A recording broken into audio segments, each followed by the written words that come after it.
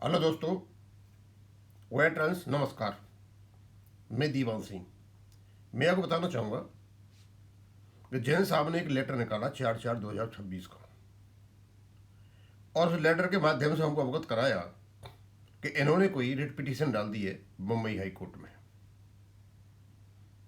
ये लेटर पढ़ने के बाद मैं इस निष्कर्ष पर पहुंचा कि शायद आजकल EIBRF को ऐसा महसूस हो रहा है कि इसका दम घुट रहा है और ये कहीं दौड़ में पीछे रह रहा है।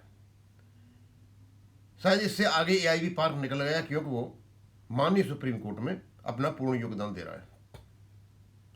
अब जैन साहब को और तो कोई मुझे रास्ता दिखा नहीं, तो इन्होंने एक लेटर निकाला और लेटर में अपने संगीत गाने लगे और जाकर के इन्होंने एक मुंबई हाई कोर्ट में रिट पिटीशन डाल दी। और रिट पिटीशन डाली किस काम के लिए कि इनका मुंबई हाई कोर्ट उनके पक्ष में फैसला दे कि IBA के साथ बैंक गिरदारी के मुद्दे पर उनसे बात की जाए।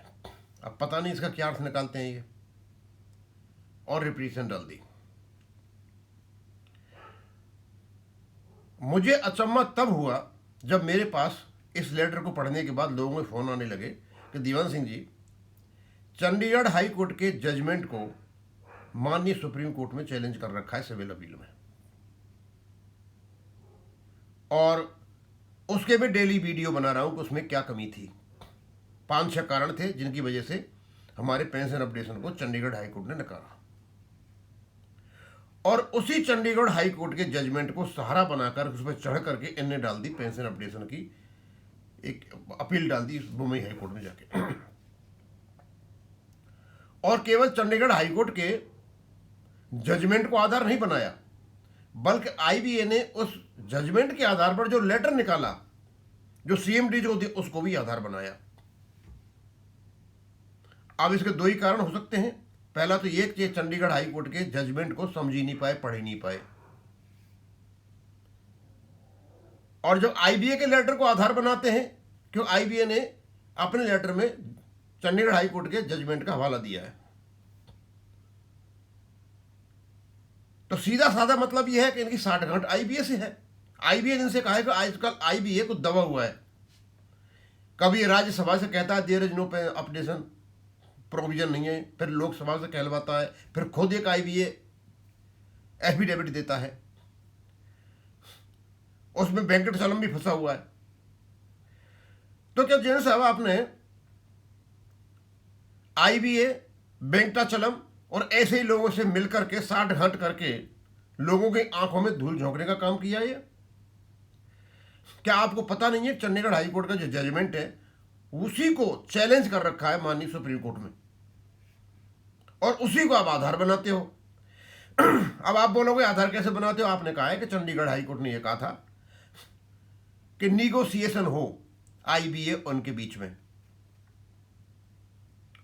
और उसी के बेस पर जो IBA ने अपना सर्कुलर निकाला, तो IBA तो कुछ कहा नहीं, तो सर्कुलर निकाला था, निगोसिएशन की बात की ने कुछ भी। वहां भी आप कहते हो IBA भी निगोसिएशन की बात करता है। जब IBA निगोसिएशन की बात करता है, फिर चंडीगढ़ मुंबई हाईकोर्ट क्यों जा रहे हो? तो जैसा आपको ये बताइए आप कि आपने चंडीगढ़ हाई कोर्ट के फैसले को आधार बनाते हुए आपने मुंबई हाई कोर्ट में पिटीशन दाखिल क्यों की? क्या आप IBA से मिले हुए हो? क्या आप इस UFB से मिले हुए हो? क्या खास करके वेंकटचलम की बात कर रहा हूं मैं? क्या आपको अपनी सुप्रीम कोर्ट में हार दिखाई दे रही है जो ये आप ये लेके, या फिर आप ये चाहते हो कि हम ये लेटर निकाल देते हैं, हम आई पार के बराबर हो जाएंगे लेटर निकाल के? तो वो तो हो नहीं पाओगे। वो लोग तो पैसा खर्च कर रहे हैं।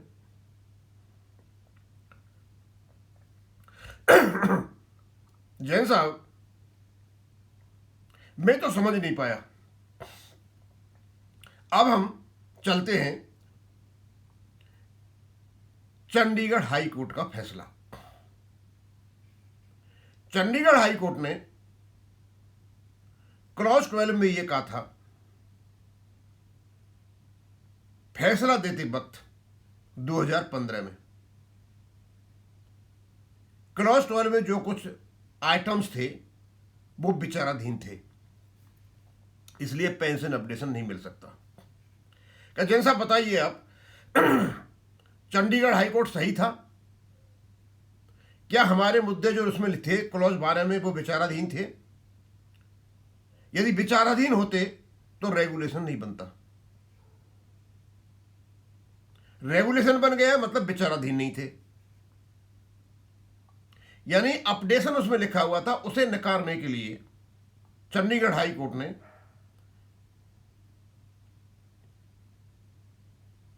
वो कहते हैं ना एक गलत तर्क दे करके फर्स्ट पॉइंट में क्लॉज 12 में हमारे अपडेशन को नकार दिया। 2015 में आप पेंशन भी ले रहे थे, हम भी ले रहे थे, सब ले रहे थे। 2017 में और उसके बाद क्लॉज 17 में चंडीगढ़ हाई कोर्ट ने यह कहा था कि यदि कोई डाउट होता है तो उसके इंटरप्रिटेशन के लिए आईबीए और एआईबीए के पास जाओ। ये चंडीगढ़ हाई कोर्ट ने कहा था। आप मुझे नहीं पता नहीं पढ़ा कि नहीं पढ़ा है। और इसकी सीमा थी 31 दिसंबर 1993। 12 की भी वही सीमा थी और 17 की भी वही सीमा थी। कोई डाउट नहीं हुआ, 31/12/1993 तक खत्म हो गया। उसके बाद रेगुलेशन बन गया। रेगुलेशन बनने के बाद 2015 में क्या चंडीगढ़ हाई कोर्ट यह कह सकता था? रेगुलेशन बनने के वापस आप एग्रीमेंट स्टेज पे जाओ इंटरप्रेट करने के लिए। जैसा ये बताइए, रेगुलेशन बनने के बाद इंटरप्रेट कौन करेगा? हाई कोर्ट करेगा, सुप्रीम कोर्ट करेगा, या आईबीए करेगा, एआईबीए करेगा? तो आप ये मानते हो चंडीगढ़ हाई कोर्ट सही था जिसका आप सहारा लेकर के अभी पहुंचे बॉम्बे हाई कोर्ट में? और इसी का सहारा लेके ये कहा था 2015 में चंडीगढ़ हाई कोर्ट ने अपीलेंट को, आप आईबीए और एआईबीए के पास जाइए। क्या कह सकता था क्या? 2015 में रेगुलेशन जब बन गया था, रेगुलेशन का इंटरप्रेट करने का काम कोर्ट का था। अब क्योंकि उनको तो नकारना था ना। अब मुझे नहीं लगता कि आपने चंडीगढ़ हाई कोर्ट का फैसला पढ़ा भी है। इसी प्रकार 56 को नकारा गया। ऐसे ही करके जो स्मॉल कमेटी ड्राफ्ट फाइनल करने के बाद जो मीटिंग हुई थी उसमें और कुछ एक्सेप्ट किया गया था कि pension updation shall be done on the line of RBI line, उसको भी नकार दिया गया। और जैसा सबसे बड़ी बात, आप जो चंडीगढ़ हाई कोर्ट के जजमेंट को बना रहे हो तो उनने एक बहुत बड़ा काम किया था। कोई फैसला होता है उस फैसले में हमेशा कोर्ट एक फैसले का रेफर लेता है। कहीं भी चला, पेंशन मामले में डीएस नकरा का होता है और भी काफ़ी चीज़ें हैं, लेकिन वो केस डिसाइडेड होते हैं।